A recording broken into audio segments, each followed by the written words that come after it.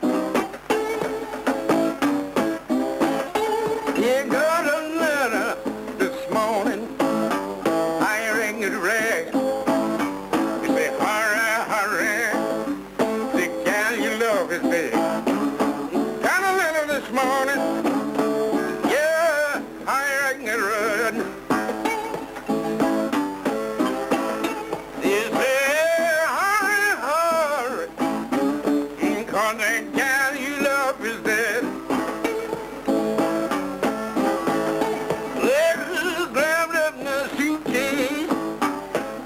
Down the road, when I got there, she's laying on a cooling board. I grabbed up my suitcase and I took out down the road. I said when I got there, she's laying on a cooling board. Lord, I walked up close. I looked down on her face. It's a good old gal, got the lay hair and judgment day. I walked up close. I looked down in her face. I said, girl, got the lay hair and judgment day. Lord, I pulled up my I say, farewell, honey. I see you judgment day. I pull up my arms. Oh, yes, I walked away. I said, farewell, farewell. I see you judgment day. You know I went in my room. Now I'm bound to pray. But the breeze came along and drove my spirit away. I went in my room, yeah, I vowed to pray. I said, well, the breeze came along and it drove my spirit away. You know, I thought I'd never love but 4 women in my life, my mother and my sister. Kid gal and my wife, I thought I'd never love. I said, but 4 women in my life. I said, my mother and my sister, my kid gal and my wife. You know, I didn't feel so bad till the good Lord sun went down. I didn't have a soul to throw my arms around. I didn't feel so bad until the good Lord sun went down.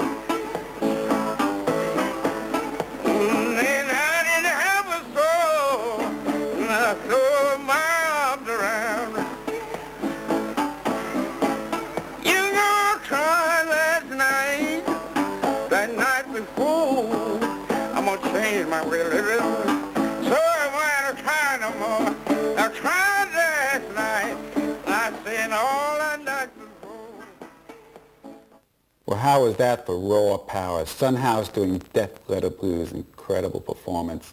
Now, just to end up this segment of the video with sort of this panorama of different ways to play bottleneck slide guitar from the original bluesman, let's look at Bucka White one more time.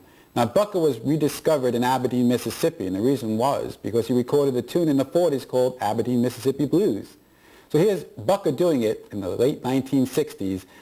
This is really showmanship at its finest, as well as using a bottleneck in a very interesting fashion. Bucka White doing Aberdeen, Mississippi.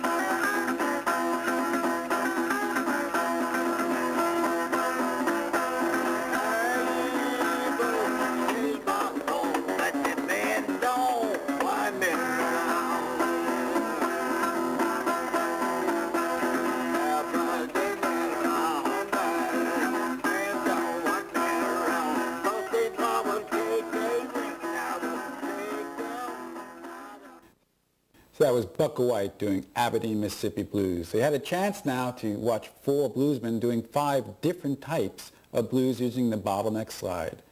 Quite interesting, isn't it, how each one approached it differently. But now it's time for us to get down to some brass tacks, or some bottleneck tacks, I suppose. So get your guitar, and you should be asking, hey, what type of bottleneck should I use? What type of guitar should I use? Should I use finger picks, not use finger picks? Well, we have to talk about a lot of things, and let's start doing it right now. Well, the first thing to talk about is what type of bottleneck should we use? Should we use a steel slide, a bronze slide, a brass slide, an aluminum slide, a glass slide, a lipstick holder? Well, let me show you some things I brought here to the studio. Here's one that's just a very heavy piece of copper tubing. And in fact, I really suggest the word that's important there, or as they use in the U.S. government, operative, is heavy. The heavier the better, because the heavier it's going to be, the more signal, the more sound you're going to get out of your instrument. So take a look at this. It's just about 2.5 inches. And I would put that on the way I play the guitar, would be onto my pinky, my little finger. But you probably noticed that with the guitar players we've seen, Bucka White, Son House, they each did it different. Some put it on their pinkies, some on their ring fingers. Let's see what else I brought with me. The obvious one is actually at the top of a bottle. This is my favorite, actually, because a bottle top, a nice thick bottle top, has a rich sound. You can drink what was in the bottle and have fun if you're into that. The big disadvantage, and I'll tell you, I've had problems with this in concerts. I'd be playing and the bottleneck would just fly off my finger by accident, and it would take me about a year before I could break one to be the proper size and shape for my playing style. Let's take a look at something else.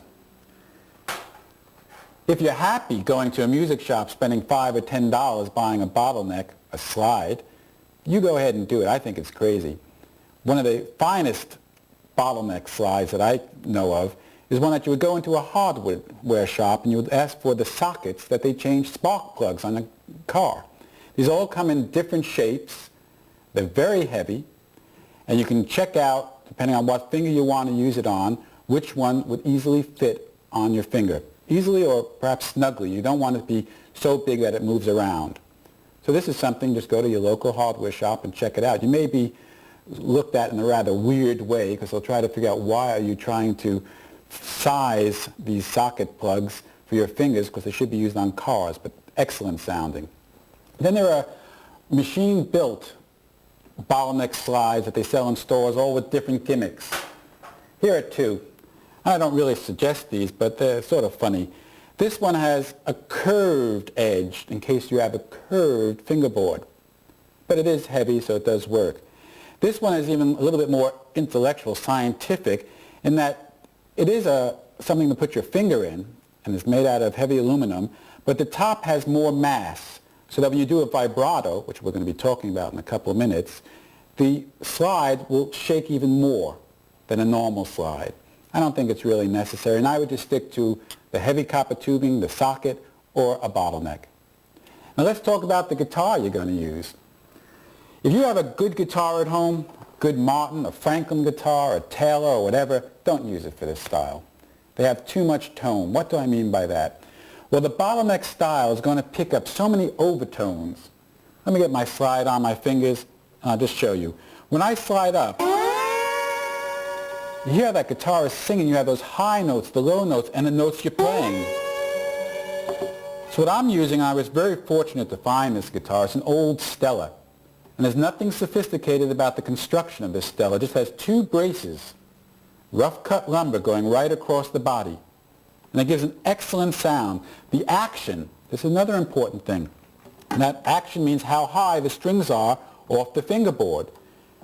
Mighty high. The higher the better, because we're not going to be really fretting the frets of our guitar. We're going to be sliding the bottleneck over the strings. The higher the strings are, the more volume you're going to get out of your instrument, and you're going to be controlling the tone with your bottleneck. Our right hand, finger picks or not finger picks, or to finger pick or not to finger pick, I suppose, as Hamlet would say. Well, I generally always tell students to learn guitar. When you're starting to pick with finger picking, you do not use finger picks because they become an excuse to get volume. You should be able to play loud without finger picks. But in the bottleneck style, I do put on finger picks. And the reason is quite easy. I want to get a very strong rhythmic quality as well as a more defined metallic sound. So I use finger picks on my index, middle finger, and a plastic thumb pick on my thumb. So now I'm all set up. I have a bottleneck.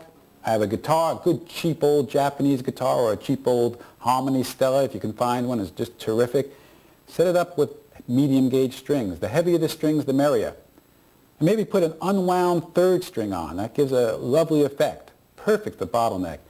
Unwound third, in the old days, Gibson used to make literally an unwound third. If you can't find that, try to find the heaviest B string you can. Remember, it has to be unwound. So that we have our first, second, and third strings unwound, and the sixth, fifth, and fourth are wound strings. And we have finger picks. I use National finger picks. Jim Dunlap has a whole bunch of finger picks which are gauged. Again, intellectually it sounds fine. I've never been able to get used to them. I like a real heavy finger pick. Some of the bluesmen you've seen, they used a plastic pick on their index finger. Another interesting thing, the players, a lot of them are just using two fingers.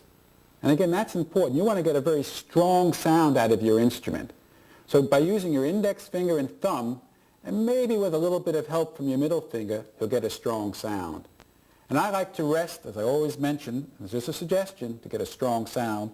If you rest your pinky, your little finger, on the face of the guitar, puts you in a good position to be able to dampen the strings, as well as get a lot of strength out of your playing.